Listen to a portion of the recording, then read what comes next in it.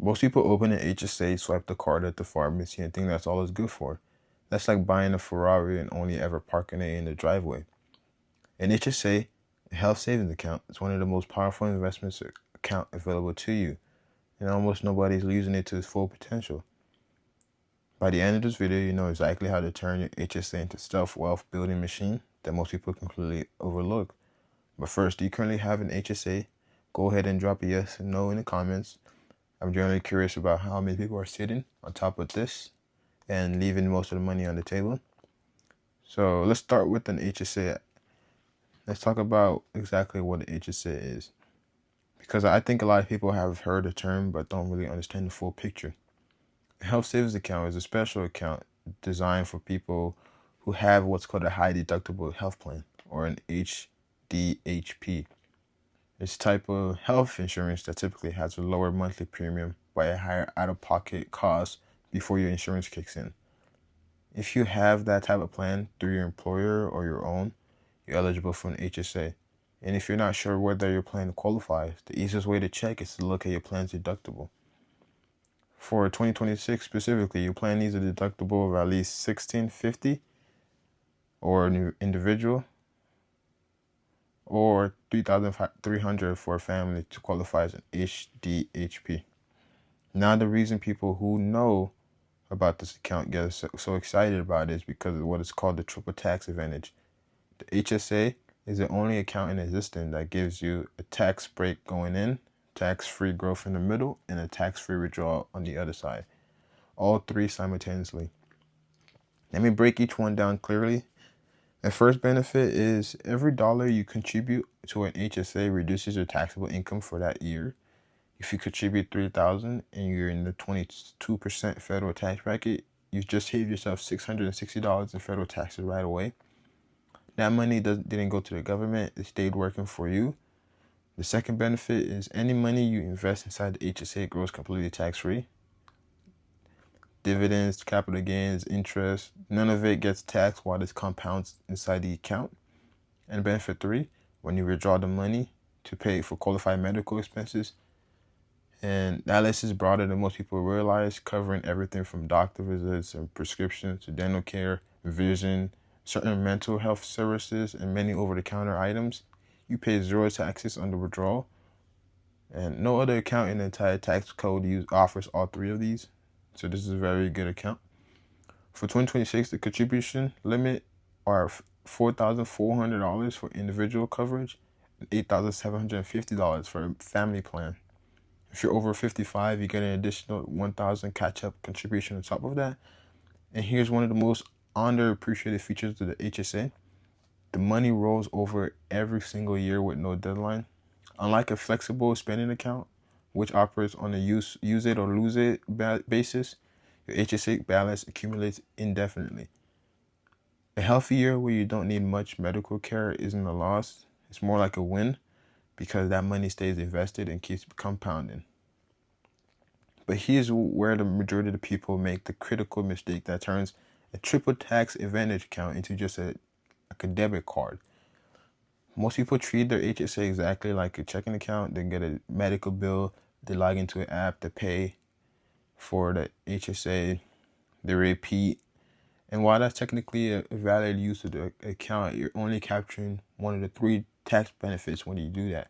You get a deduction going in, but you're pulling all the money right out before it has a chance to grow. The smarter approach is the one that actually unlocks the full power of this account, which is to invest your HSA balance and pay your medical expenses out of pocket whenever you can. Every dollar that stays invested into the HSA is a dollar compounding tax-free. And here's when it gets even better. There is no time limit on HSA reimbursements. The IRS only requires that the expense was a legitimate qualified medical cost and that it occurred after the HSA was open. So if you're able to prove that, you're in the clear. That means you can pay a medical bill out of pocket in 2026, save the receipt, and reimburse yourself from your HSA 5 to 10, 15 years later down the line, or whenever you need it, completely tax-free. While everyone that was in the account has been growing their entire time. People call this receipt like a drawer strategy. I'm telling you, it's one of the most powerful legal tax moves available to regular people like you and I. Let me give you a real life illustration of what it looks like. Say you open your HSA at the age of 25 and you contribute $3,000 a year. You invest this simply into an S&P 500 index fund like VOO, S&P 500, and you're earning this 7% annually. You're healthily paying your medical taxes out of pocket, maybe $800 to $1,200 a year, and you save every receipt. By age 55, your HSA has gone to roughly $285,000.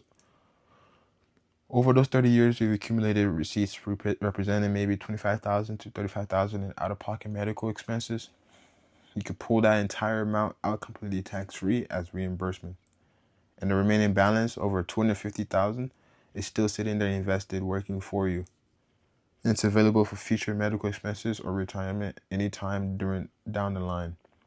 Compare that to someone who spent their HSA down every year on copays, same contributions, same time, same period, dramatically different outcome.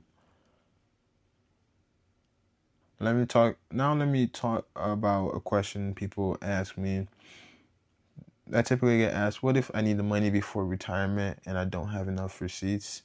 First, remember that you can always withdraw your HSA contributions for qualified medical expenses tax-free at any age with no penalty. Second, once you turn 65, the HSA essentially converts into a traditional IRA for non-medical withdrawals. You can take the money out absolutely for no reason. You can take it out for groceries, travel, whatever. You just have to pay regular income tax on that. This is pretty much the same as a 401k withdrawal. So the absolute worst case scenario is that this account functions identically to a traditional IRA. Best case is that you use it entirely for medical expenses and never pay a dollar in taxes or any of it. Let's also talk about the HSA versus the FSA, because I get this question asked consistently. A flexible spending account, which is an FSA, also lets you pay for medical expenses with pre-tax dollars, and many employers offer it. But it has two fundamental limits compared to the HSA. First, it's a use it or lose it rule. With an FSA, you have to use the money within the plan year. Same plans allow a smaller carryover of over $640, but that's the maximum. If you spend it, you lose it. Second, FSAs typically cannot be invested. The money just sits in a cash earning nothing.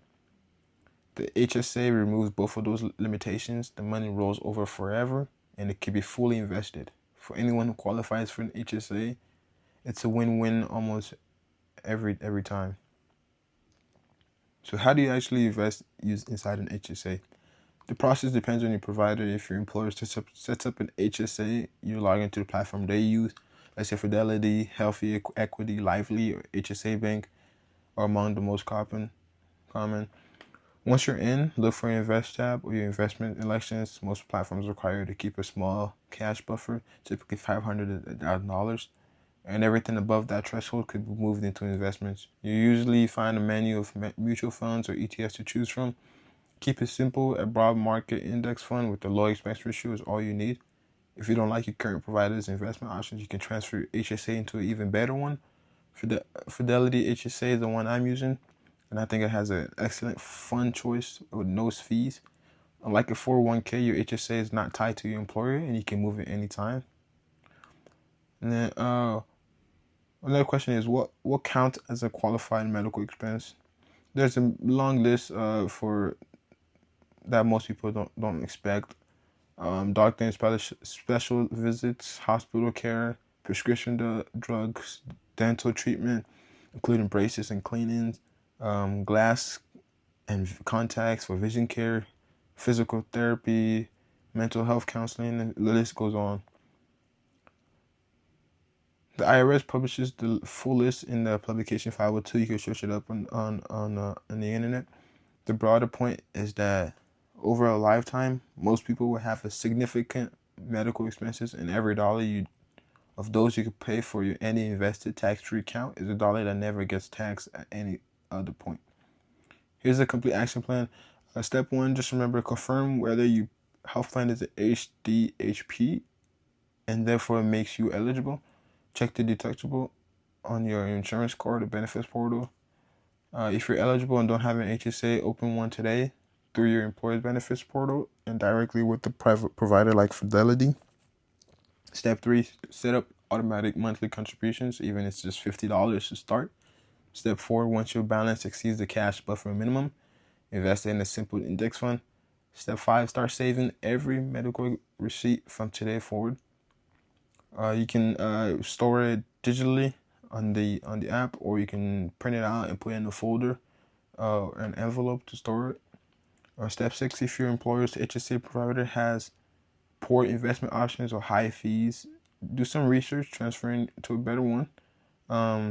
Like I use Fidelity, like I mentioned. And step 7, do not tap the account for medical expenses unless you absolutely have to. Just let it grow. If you found this helpful, go ahead and leave a like below and subscribe, and I'll see you in the next one. Peace.